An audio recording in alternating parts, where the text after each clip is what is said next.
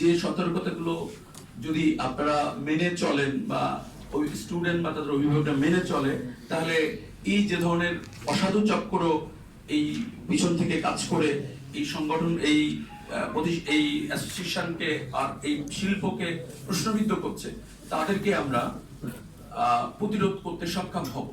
So সেই ক্ষেত্রে কোনো প্রতিষ্ঠানের সঙ্গে যদি কোনো স্টুডেন্ট চুক্তিবদ্ধ হওয়ার পূর্বে অবশ্যই সেই প্রতিষ্ঠানের নিবন্ধন আছে কিনা এবং সেই প্রতিষ্ঠান ফ্যাটক্যাবের মেম্বার কিনা সেই ব্যাপারটি আপনারা বিবেচনায় নেবেন।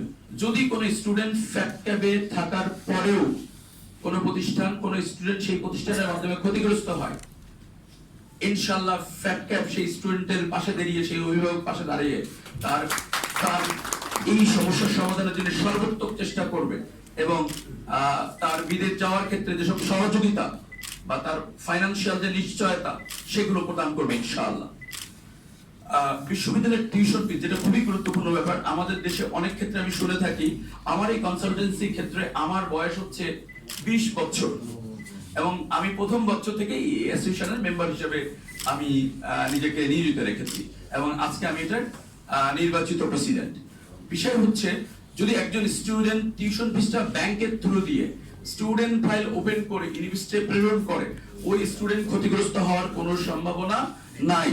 কারণ বিদেশি ইউনিভার্সিটিগুলো যে টাকা একসেপ্ট করে সেটা একটা রিফান্ড পলিসি থাকে, ওই পলিসির ভিতর দিয়ে যদি কোনো স্টুডেন্ট টিউশন ফিস পাঠায় অবশ্যই তার tuition fees will be refunded যদি কোনো কারণে ওই স্টুডেন্টের ভিসা রিজেক্টেড হয়। সো এই ব্যাপারটা আপনারা একটু স্টুডেন্টকে তুলে ধরবেন এবং তাদের অভিভাবকদের কাছে তুলে ধরবেন। দ্বিতীয়ত, লিখিত চুক্তি।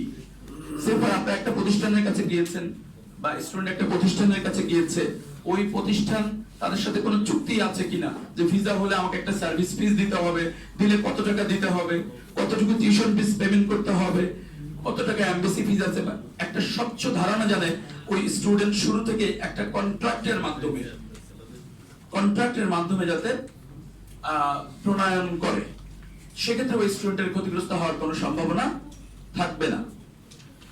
দ্রুততম, শুধু নামমাত্র মূল্যে বিদেশে যাওয়ার আকাঙ্ক্ষার ভিত্তিতে সিদ্ধান্ত গ্রহণ না করে নিজের শিক্ষাগত যোগ্যতা, আর্থিক সক্ষমতা, ভবিষ্যৎ কেরিয়ার পরিকল্পনা এবং গন্তব্য দেশের নীতিমালা বিবেচনা করে উপযুক্ত দেশ, উপযুক্ত বিশ্ববিদ্যালয়, উপযুক্ত শিক্ষা কর্মসূচি প্রণয়ন করাটা একজন স্টুডেন্ট এবং অভিভাবকের জন্য খুবই গুরুত্বপূর্ণ। সেফার, আমার কোনো ইংলিশ প্রফিসিয়েন্সি নাই। পৃথিবীর অধিকাংশ উচ্চ যে কান্ট্রিগুলোতে উচ্চ শিক্ষা প্রদানের জন্য বা উচ্চ শিক্ষা গ্রহণের জন্য আমাদের একজন স্টুডেন্ট বিদেশ যাচ্ছে, ওই ক্ষেত্রে যে ইউনিভার্সিটিগুলো আছে তাদের প্রত্যেকটার নিজস্ব ইংলিশ প্রফিসিয়েন্সি রিকোয়ারমেন্ট আছে, জিম্যাট জিএডি রিকোয়ারমেন্ট আছে। এখন আপনাকে একজন বললো যে আমি আমেরিকার এই টপ ইউনিভার্সিটিতে আপনাকে ভর্তি করব, কিন্তু দেখা গেল যে উনি ওই ইউনিভার্সিটির যে মিনিমাম রিকোয়ারমেন্ট আছে সেটা মিট করছেন না। সো আপনি কোনো এজেন্সিকে বিশ্বাস না করার আগে আপনি একাধিকবার এই জিনিস, এই ইউনিভার্সিটির ওয়েবসাইট ফলো করবেন, এই মিনিমাম যে রিকোয়ারমেন্ট গুলো আছে সেগুলো এনশিওর করে দেন আপনারা কোনো এজেন্সির সাথে কাজ শুরু করবেন।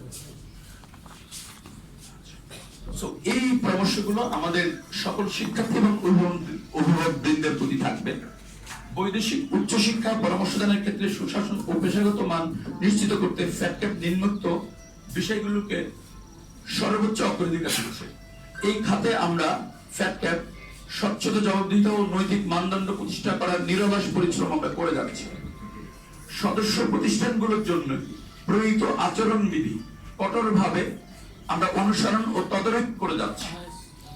শিক্ষার্থী ও অভিভাবকদের সঠিক, নির্ভরযোগ্য ও যাচাই বাছাইকৃত তথ্য প্রদান করা ছাড়া কোনো তথ্য প্রদান করাকে আমরা নিষেধ করছি। সদস্য প্রতিষ্ঠানগুলোর কার্যক্রমে নিয়মিত মূল্যায়ন এবং সাংগঠনিক শৃঙ্খলা প্রতিষ্ঠান করার নিমিত্তে আমরা প্রতিনিয়ত কাজ করে যাচ্ছি।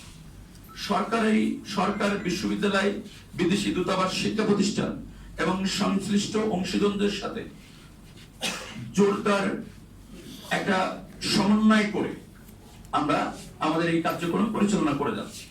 প্রতারণা ও যে কোনো ধরনের অনিয়ম প্রতিরোধে জনসচেতনতা বৃদ্ধি এবং তথ্যভিত্তিক সচেতনমূলক কার্যক্রম আমরা পরিচালনা করে যাচ্ছি। প্রয়োজনে আইন প্রয়োগকারী ও আইন প্রণয়নকারী নিয়ন্ত্রণকারী সংস্থাকে আমরা পূর্ণ সহযোগিতা প্রদান করে থাকি এবং অতীতেও করে যাব ইনশাআল্লাহ,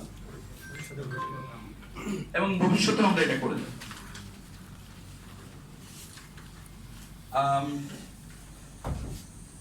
আমাদের এই রেস্টুরেন্টটা যে সরকারের প্রতি আমাদের ফ্যাক্টরের যে বিনীত প্রস্তাবনাগুলো আছে, এগুলো আমি আমাদের সুযোগ্য সাধারণ সম্পাদককে আমি অনুরোধ করছি এটা উপস্থাপন করার জন্য আপনাদের সামনে।